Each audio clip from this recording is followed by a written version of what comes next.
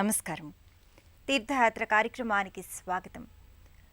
నడిపేవాడు నాయకుడు, సర్వ విశ్వగణాన్ని ముందుకు నడిపేవాడు వినాయకుడు. ప్రథమ దేవుడు, ప్రధాన దేవుడు గణపతి. ఏ కార్యమైనా జయప్రదంగా శుభదాయకంగా కొనసాగాలంటే, ఆ కార్యక్రమం నిర్విఘ్నంగా పూర్తి కావాలంటే గణపతి అనుగ్రహం కావాలి. వేదమంత్ర స్వరూపుడైన మహాగణపతి ఆరాధనకు భారతీయ సంస్కృతిలో, సనాతన సంప్రదాయంలో విశేషమైన ప్రత్యేకత ఉంది. ఆ పరంపరలో ఎన్నో ప్రదేశాలలో దేశవ్యాప్తంగా గణపతి మందిరాలు, ఆలయాలు ప్రకటితమవుతున్నాయి. ఆ పరంపరలోనిదే పుదుచ్చేరిలోని శ్రీ సెల్వ వినాయగర్ దేవస్థానం. ఈ ఆలయ విశేషాల్ని నేటి తీర్థయాత్రలో తెలుసుకుందాం. సమస్త కార్యాలు నిర్విఘ్నంగా పూర్తి కావాలి అంటే వినాయకుని శుభవీక్షణ కావాలి. సర్వశుభాలు సాకారమై అఖిల విజయాలు దక్కాలంటే దైవకృప లభించాలి. ఆ దైవకృపకు ఆవిష్కారమే విఘ్నాల్ని నివారించే, విజయాల్ని అనుగ్రహించే విజయప్రదాత ఉమాసుతుడు. సకల విశ్వగణాన్ని ముందుకు నడిపే అధినాయకుడే విఘ్నేశ్వరుడు. జీవకోటికి హితాన్ని బోధించి వారికి శ్రేయస్సును అనుగ్రహించే మంగళదాయక మహిమోపేతమూర్తి విఘ్నరాజు. తొలివేలుపైన గణపతిని దేశవ్యాప్తంగా ఎన్నో ప్రాంతాలలో, ప్రదేశాలలో ఆరాధనీయమూర్తిగా ఆరాధించుకుంటున్నాం. ఎన్నో ఆధ్యాత్మిక దివ్యధామాలతో, ఆలయాలతో, మందిరాలతో, ఆశ్రమాలతో అలరారే పుదుచ్చేరిలోని విశిష్టమైన సన్నిధానం శ్రీ సెల్వ వినాయగర్ దేవస్థానం. పుదుచ్చేరిలోని పక్కముడియాన్పేట ప్రాంతంలో ఉన్న ఈ ఆలయం సువిశాల ప్రాంగణంలో నెలకొని భక్తులను విశేషంగా ఆకర్షిస్తోంది. పంచకలశయుక్తంగా పంచ అంతస్తులతో కూడిన మహారాజగోపురం ఆలయం ముంగిట నెలకొని ఉంది. తమిళ సంప్రదాయాలు, సంస్కృతులు, ఆచార వ్యవహారాలు గణపతి ఆరాధనతో ముడిపడి ఉన్నాయి. ఆర్షధర్మాన్ని పాటించే తమిళులు నిత్యం తొలి పూజలు, ఆరాధనలు గణపతికే నిర్వహిస్తారు. తమిళుల ఆరాధ్య దైవంగా వినాయకుడు అనాదిగా వర్ధిల్లుతున్నాడు.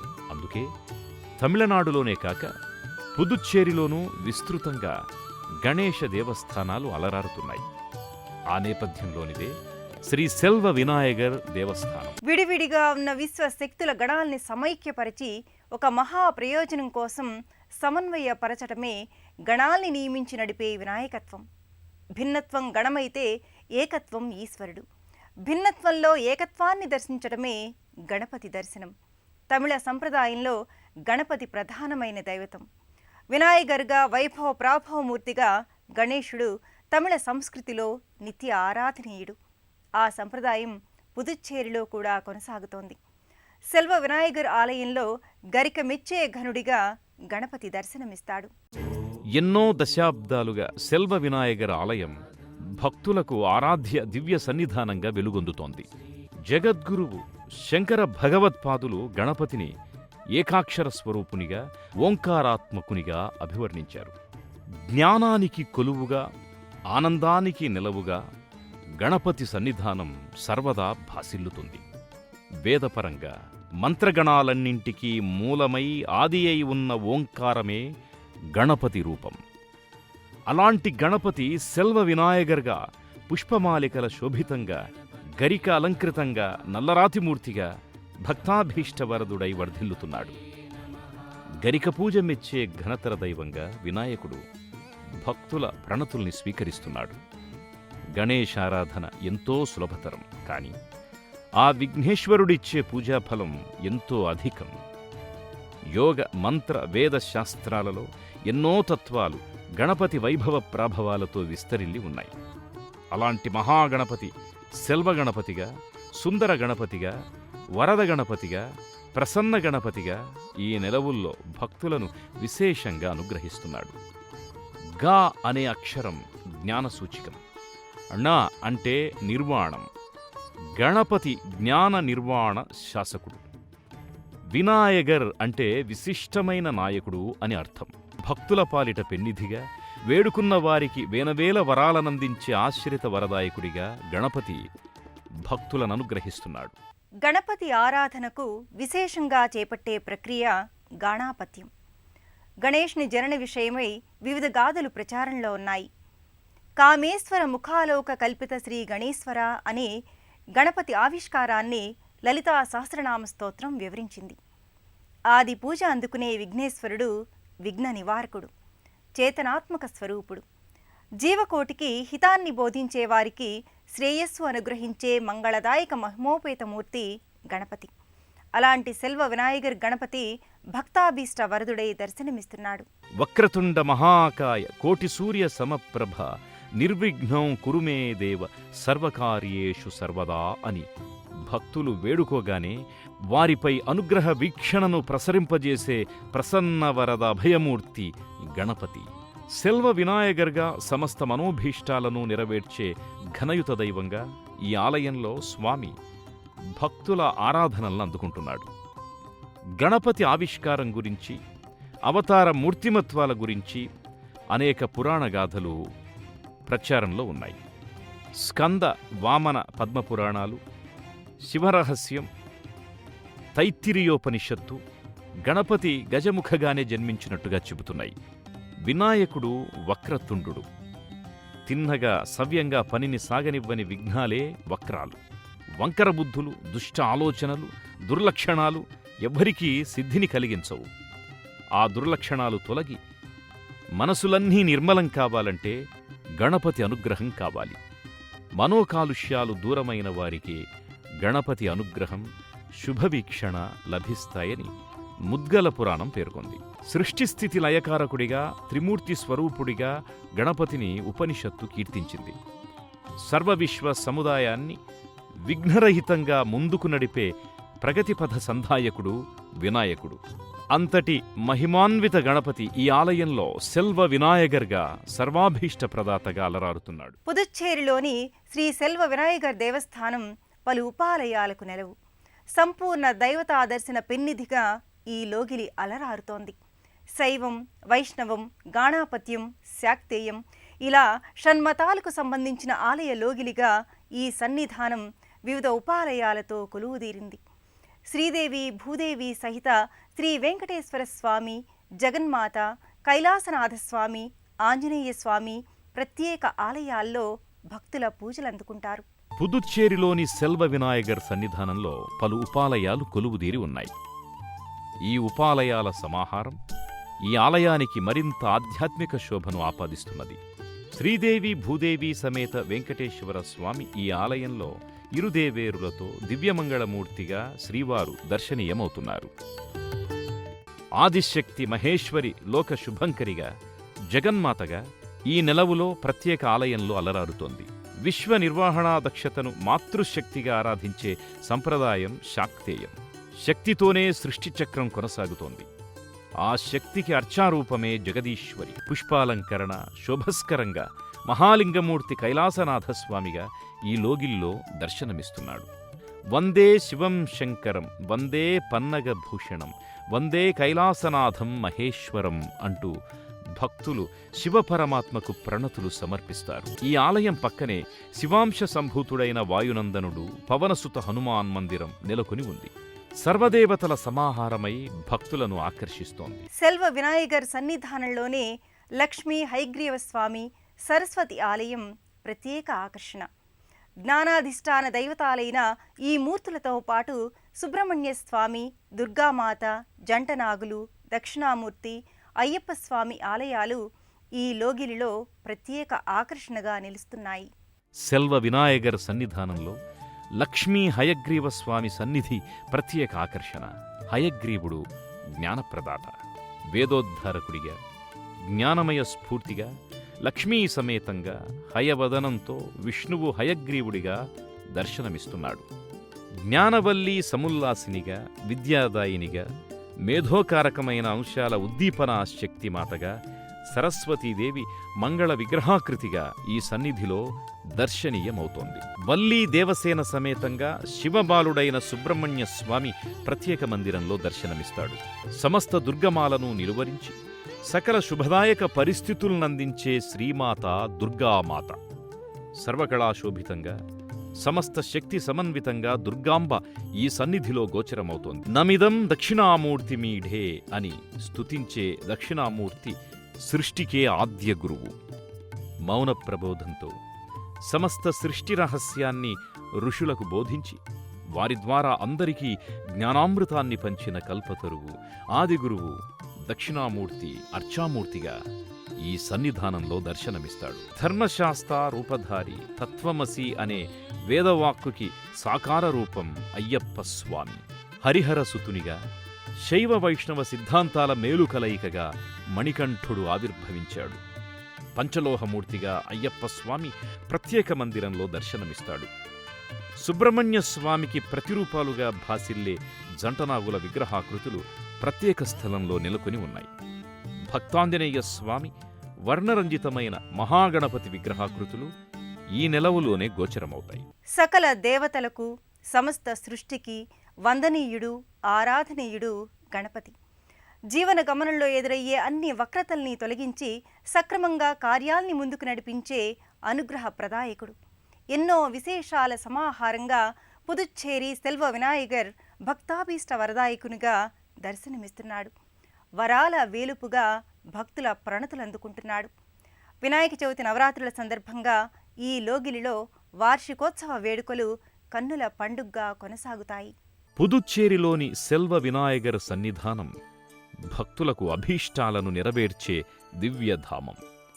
తమ ఇంట ఏ శుభకార్యమైనా తమకెలాంటి మేలు చేకూరినా అదంతా స్వామివారి కృపవల్లే సాకారమైందని స్థానికంగా భక్తులు విశ్వసిస్తారు. స్వామి దర్శనం చేసుకుని వినాయగరికి కృతజ్ఞతలు సమర్పించుకుంటారు. సకల దేవతలకు సమస్త మంత్రాలకు జీవాలకు అధినాయకుడై ఫలప్రదాతయై తేజరిల్లే పరమేశ్వర చైతన్యమే గణపతి. విడివిడిగా ఉన్న విశ్వశక్తుల గణాలన్నింటినీ సమైక్యపరచి ఓ మహాప్రయోజనం కోసం వాటిని నడిపించే అధినాయకుడే గణపతి. భిన్నత్వంలో ఏకత్వ సాధనకు గణపతి అనుగ్రహం, ఏకత్వాన్ని సుస్పష్టంగా ధరించడమే గణపతి ఆరాధన. ఆ గణపతి సెల్వ వినాయగర్గా సాకారమై భక్తులపై వరాల సిరులను నిరంతరంగా కురిపిస్తున్నాడు. పుదుచ్చేరి వినాయగర్ దర్శనం సర్వకామ్యప్రదం, సచ్చిదానందకారకం. సిద్ధి బుద్ధి క్షేమదాయక గణపతి భక్తులందరికీ జయకరమైన సౌఖ్యదాయకమైన శుభ ఫలితాల్ని అనుగ్రహిస్తాడు. ధర్మయుతమైన మనోభీష్టాల్ని నెరవేర్చి అందరికీ విజయానందాల్ని ప్రసాదించే విజయదాయకుడు మహాగణపతి. కుటుంబ శాంతి, వ్యాపారాభివృద్ధి, విద్య ఉద్యోగాభివృద్ధి, మనోకామ్య సిద్ధి ఇలా సమస్త ఈప్సితాల్ని గణపతి ఆరాధనం దర్శనం నెరవేరుస్తుంది. అలాంటి సులభతరమైన సుప్రసన్న గణపతి అనుగ్రహం మనపై సదా వర్షించాలని ఆకాంక్షిద్దాం. మరో క్షేత్ర దర్శనంతో కలుసుకుందాం.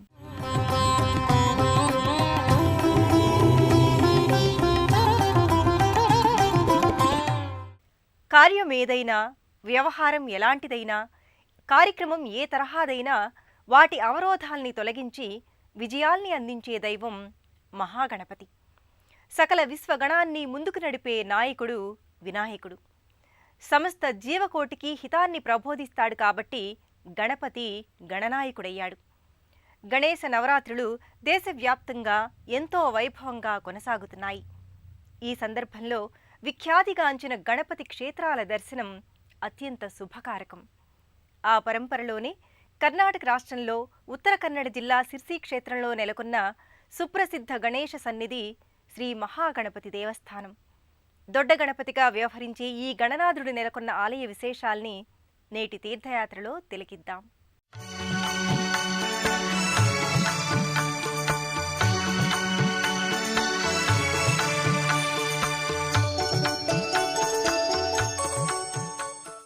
మన దేశం దివ్యభూమి, కర్మభూమి, పవిత్ర భూమి.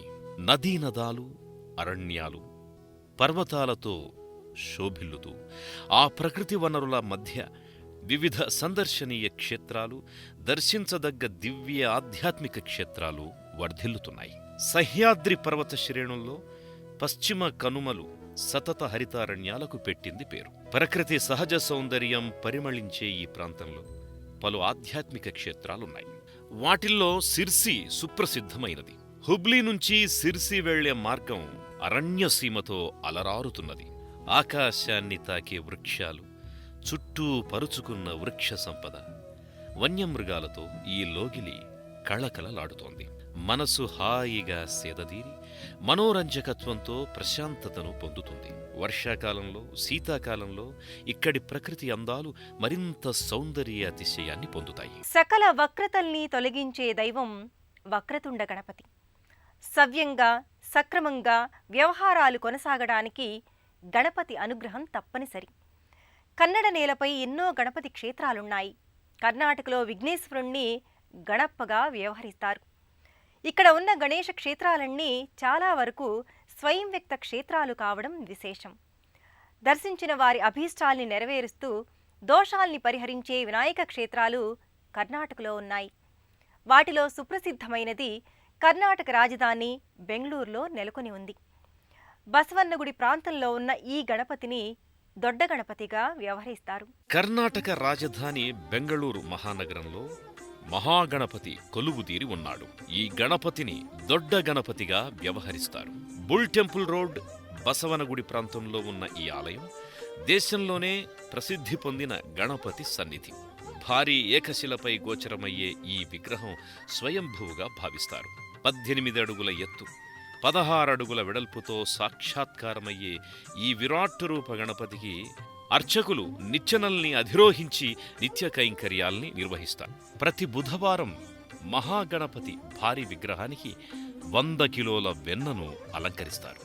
నవనీత గణపతిగా దొడ్డ గణపతి రూపం ఆ సందర్భంలో అపురూపంగా ఉంటుంది.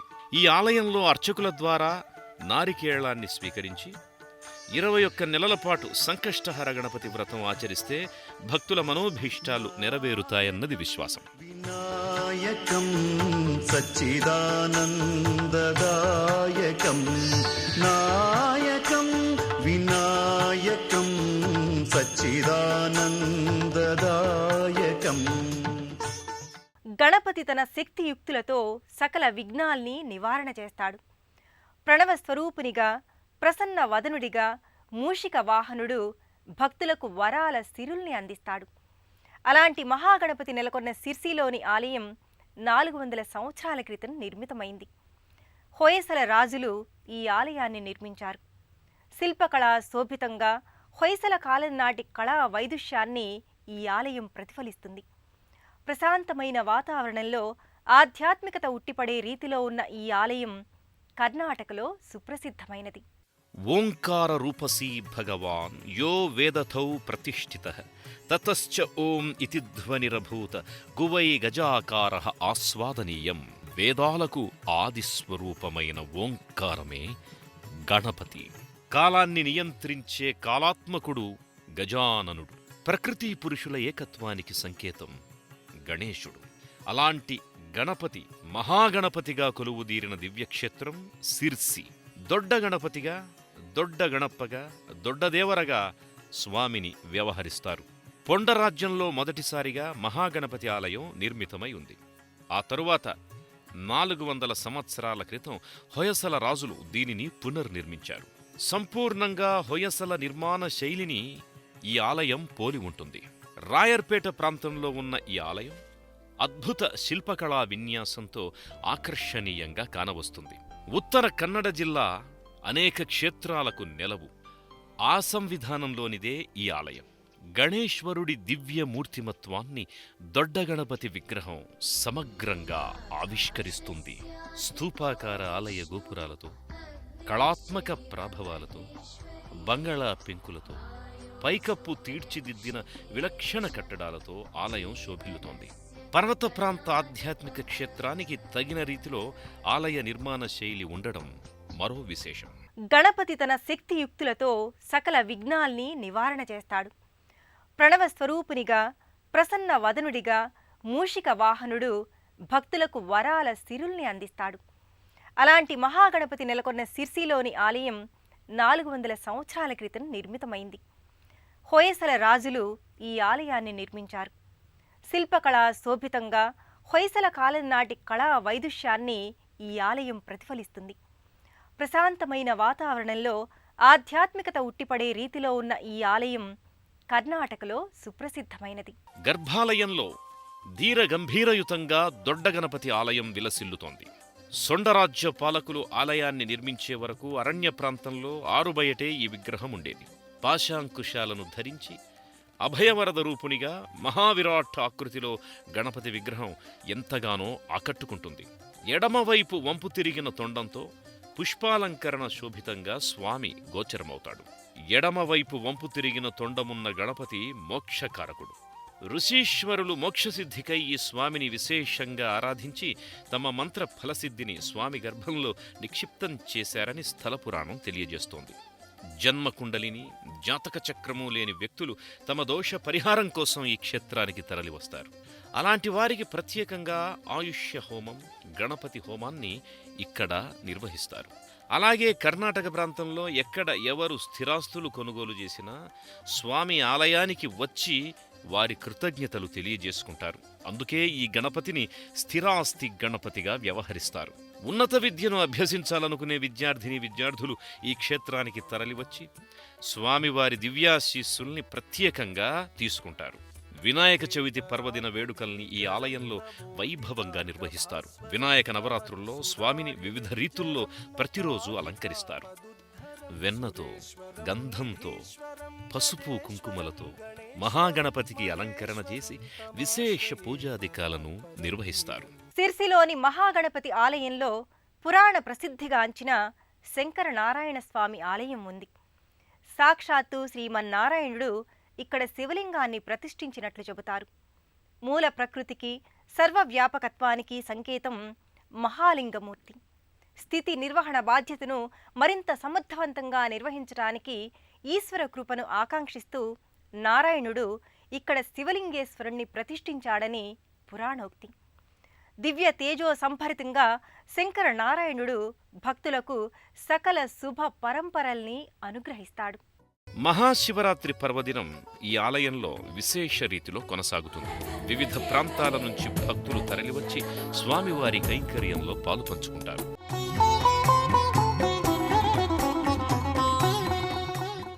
అత్రి, అనసూయ దంపతులకు కారణజన్ముడిగా దత్తాత్రేయుడు జన్మించాడు. త్రిమూర్తుల ఏకీకృత శక్తులతో వారి సమన్వయ స్వరూపంగా దత్తాత్రేయుడు భాసిల్లుతాడు. ఆది గురువుగా, గురు పరంపరకు ఆద్యుడిగా దత్తుడిని భావిస్తారు. ధర్మకార్య నిర్వహణకు, లోకోద్ధరణకు తనను తాను దత్తం చేసుకున్నాడు.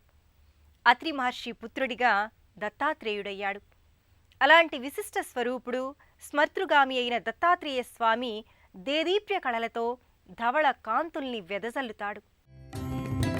యోగ మార్గ శిక్షణ, సన్యాసాశ్రమ ధర్మాచరణ, భక్తి మార్గ పరిరక్షణ అనే 3 అంశాల ప్రాతిపదికగా దత్తాత్రేయుడు అవతారాన్ని ధరించాడు.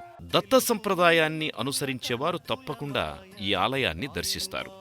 ప్రధాన ఆలయానికి ఇరువైపులా ప్రహ్లాద వరద లక్ష్మీ నరసింహస్వామి, దుర్గాదేవి భారీ చిత్రపటాలు ఉంటాయి. త్రిమూర్తులు తమ సృష్టి స్థితి లయ నిర్వహణ బాధ్యతల్ని సక్రమంగా నిర్వహించడానికి, అందుకు కావలసిన శక్తియుక్తుల్ని అందుకోవడానికి మహాగణపతినే ఆరాధిస్తారు. సకల దేవతలకు, సమస్త సృష్టికి ఆరాధనీయుడు సిద్ధి గణపతి. జీవన గమనంలో ఎదురయ్యే అన్ని అడ్డంకుల్ని తొలగించి విజయ సిద్ధుల్ని సదా స్వామి అనుగ్రహిస్తాడు. మహాగణపతిం మనసా స్మరామి అంటూ ఆ విఘ్ననాయకుణ్ణి సభక్తికంగా ప్రార్థిద్దాం. మరో క్షేత్ర సందర్శనంతో తీర్థయాత్ర కార్యక్రమంలో కలుసుకుందాం. నమస్కారం.